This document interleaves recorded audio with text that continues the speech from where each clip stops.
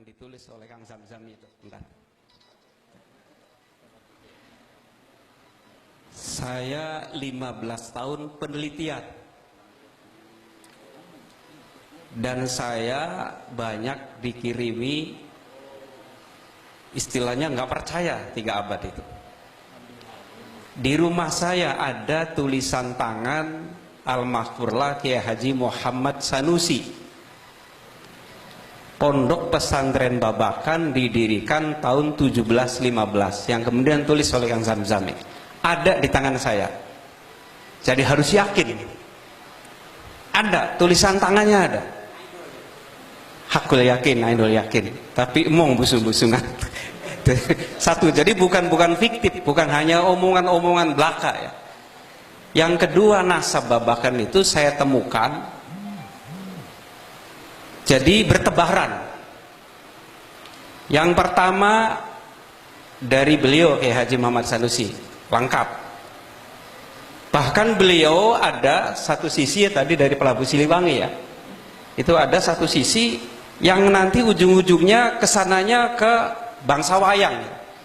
Dan saya maaf pernah kasarannya saya pernah mencuri nasab itu dari Keraton Kesepuhan tanpa sepengetahuan Keraton Kesepuhan. Saya curi dengan caranya tersendiri, dikembalikan maning sebab nyolong. Saya tahu persis itu dari wayang-wayang. Kemudian yang ketiga, kata Ki Amirin, kamu kalau menggali sejarah pesantren Babakan sisanya akan sulit. Dan betul. Kiai Haji Muhi Tegalgubuk, beliau ada sekilas sejarah pondok pesantren Babakan, tapi yang disimpan di bawah kasur dan putra-putranya turunannya dia tidak pernah diberikan.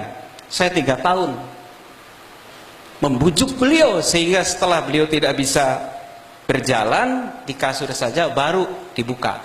Ki Marzuki, tapi syaratnya sedelat, kira-kira 3 menit. Waktu itu belum ada teknologi yang canggih, saya lari fotokopi aja. Oke, sira kayak setengah wali aja gelis pisan padahal fotokopi. Udah simpen gitu. Kemudian dari Leimunding, Kiai Muslim. Kiai Muslim itu Pak Juhana maaf, wafatnya di Pondok Pesantren Buntet. Salat asar, perkumpulan ulama-ulama sewilayah 3 Cirebon. Beliau salat asar sedang wiridan meninggal, memberikan pada saya. Ini Marzuki, belum pernah dibuka. Kemudian dari bapak saya, itu buku itu tanpa sengaja. Jadi buku itu tulisannya usul fikih. Akan meninggal, nih kamu teruskan diajaran kepada anak-anak perempuan. Setelah saya mesantren lagi, saya tinggalkan, saya serahkan pada adik saya yang perempuan namanya Royana. Itu buku itu dilakban. Dibuka oleh adik saya. Ternyata ada sejarah Babakan yang nggak mau dibuka. Makanya ketika saya datang ke Mustadi, Ki Umar ngomong, termasuk Aib Usman, wisjuk aja macem-macem. Pokoknya kang anak kendunge nata juga sedulur sira. Itu. Dan kemudian yang ketiga, saya tidak begitu percaya. Misalnya Kiai Jatira, kuburannya di mana? Rumahnya di mana? Zurehnya di mana? Turunannya. Saya dekati. Ternyata Ki Jatira ada 2 versinya. Kemudian saya tanya pada orang tua, yang benar mana? Kiai Amin Sepuh dengan bapak saya, dengan kiai lain itu nungtun, yaitu di daerah Marikangen, namanya Pangeran Kobul. Ada 2 yang kemudian yang belakang timbul lagi, seperti Bagus Rangin. Kan banyak, sebab murid beliau kalau ditangkap ngaku Bagus Rangin. Jadi Pateniman dikubur Bagus Rangin pirang-pirang gitu. Seperti itu sejarah. Itu ya. Dan kemudian tadi Pak Juhana menyampaikan, kenapa Babakan itu besar tapi dianggap kecil oleh pemerintah. Saya tidak terlalu sedih. Dan itu terjadi sejak zaman Belanda. Karena apa? Karena kalau saya masuk keraton selalu dibisiki, aja ngudik-ngudik keraton. Sebenarnya Kang dari Sultan Kang Jam beli pantes tapi potongan mengenen gitu. Terus Babakan baik. Saya dibisiki dan saya tahu itu siapa di belakang-belakangnya. Saya tahu, tapi mereka saudara kita. Tidak pernah menuntut. Makanya pondok pesantren Buntet, pondok pesantren Gedongan mengajak saya.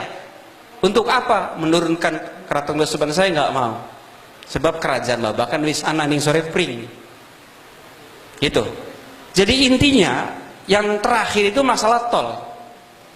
Masalah tol ya. Sampai pemerintah menganggap kecil kepada pesantren Babakan. Bahkan yang 40, maaf ini saya bukan, nanti saya tulis sejarahnya. Tinggal beberapa pondok pesantren. Ki Maktum bilang kepada saya, Marzuki tak kelawan beli burung. Pemerintah tak kelawan beli burung, bagian cilik kah? Saya sudah sediakan seekor kuda yang sudah disediakan pada waktu perang Kedondong. Sudah ada kudanya. Saya pikir Ki Maktum ngelamun lah. Saking semangat ning tol sampai anak jaran di terwelu belangka kan ulati. Tapi entah gimana itu saudara. Dan saya sudah membentuk 99 pasukan. Jadi setiap malam itu ada pasukan. Maka ketika perjuangan tol itu ada 3 ring, Pak. Ada ring yang keras seperti ini, yang kecil juga dikatakan cabai rawit ini yang membakar fotonya Yusuf Kala, beliau itu dibakar. Bupati Pak SBY nggak berani. Itu. Nah, dari situ saya pikir ya, udah biasa Babakan. Karena apa dianggap kecil? Karena tadi ada perbedaan-perbedaan. Ingat, yang saya ketahui setelah saya selidiki beberapa pondok pesantren itu ada 2. Ada pondok pesantren yang sistemnya seperti kerajaan, seperti Kempek, Arjewinangun, Winong, Lirboyo, kemudian di Kaliurang yang dulu Jombang. Itu kalau bukan turunan nggak bisa. Pondok pesantren nggak bisa. Tapi di Babakan itu semenjak 1715 itu ada 5 kerajaan besar, saya ungkapkan. Dan saya tahu, nasabnya tahu. Kang Zamzami misalnya bin Amin Halim, punya ibu namanya Nafisah. Nafisah punya bapak namanya bin Malawi. Malawi namanya Syekh Tolha Tolabuddin, Saidin, terus Saifuddin, Rofiuddin, Asasuddin, Wilayatullah, sampai Syekh Syarif, sampai Nabi Muhammad. Dan saya pelajari kuburannya ada semua. Saya ziarahi. Sampai-sampai yang terakhir Dengkule Ki Maktum ku nempel karo Pak SBY. Pak, diali sih Pak. Insya Allah siap. Akhirnya nggak siap. Makanya yang terakhir saya datang ke Ki Abdullah Qasim, udah serahkan pada Allah. Nih kamu amalkan. Ini amalannya Nabi Khidir. Saya amalkan sampai sekarang di santri dari Abbas Syekh. Nah, oleh karena itu pada ketika peristiwa Tanjung Priuk itu saya jam 2 malam habis dari pengajian di luar, saya datang lihat breaking news di Metro TV. Lagi perang Tanjung Priuk nih kok. Saya telepon Pak Nurdin Manurung. Pak Nurdin sampaikan pada Pak Joko Kirmanto dan pada Pak SBY, kalau tol melintas pondok pesantren Babakan jangan dianggap kecil, akan saya lawan. Akan ada Priuk jilid 2, kata Kiai Maktum. Padahal gawe dewek pun kok gertak itu. Dan subuh saya itu anehnya jam 3 malam ditelepon oleh Kang Afandi. Setelah saya telepon, nggak lama telepon Kang Afandi, Kang Suki bisa nggak Menteri PU dengan Menteri Agama datang ke Babakan? Insya Allah bisa, asal mindahkan tol. Ini kenyataan loh. Akhirnya setelah itu mungkin nyampe pada beliau ya, pada Pak SBY itu. Akhirnya setelah itu kemudian Kang Fandi yang bolak-balik itu mampir dulu di sini, terus langsung ke rumah Ki Maktum. Saya buka sejarah Babakan. Pak Joko Kirimanto, CS, kemudian Pak Surya Dharma Ali menangis. Babakan itu Pak dari dulu tidak pernah merengek kepada pemerintah. Dan siapapun yang bisa meramaikan Babakan, men-share Babakan, silahkan. Buktinya ada pondok namanya Al-Faqih. Itu sama sekali tidak ada nasab Babakan. Namanya Kito Tabiin, silahkan. Pak Juhana kalau ingin jadi kiai di Babakan sudah pensiun, silahkan. Nggak dilarang. Karena apa? Kalau negara kita ini sistemnya pakai Amerika. Demokrasi silahkan siapa saja. Sekarang bikin pondok pesantren Babakan banyak itu. Jadi artinya biar orang mengatakan kecil, tapi yang penting besar indallah. Makanya buktinya tolnya menggok itu kan, padahal kan dianggap kecil kan. Dan tidak selalu merengek kepada pemerintah, tidak. Tidak mau ya, silahkan pemerintah ngurus sendiri, ngurus narkoba, angel lebih kira-kira kan, apa mending ngurus babakan. Udah biar babakan seadanya, dan seperti itu ya, biarkan Pak Gubernur tidak datang juga tidak apa-apa, saya tetap hormat. Pak Presiden Joko Widodo tidak datang juga tidak apa-apa, saya hormati. Dan kiai-kiai babakan tidak pernah mencerca kiainya loh. Kalau yang mudanya saya nggak tahu, yang mudanya itu tidak pernah. Saya dengar dari Kiai Mahtum dipancing-pancing, pribe mah Pak SBY makan, Pak SBY ku bagus. Malam hari jam 2 malam saya ngetok Kiai Mahtum, mak suki kiki nyoblos saya sapa kita ke, apakah gagah ya, apakah Pak Jokowi istikhoro kita kok, Pak Jokowi ku jeng raine ku luntur tak coblos melas. Saya tidak sependapat dengan mertua saya dukungnya Prabowo, beli gitu sih kan gak bela.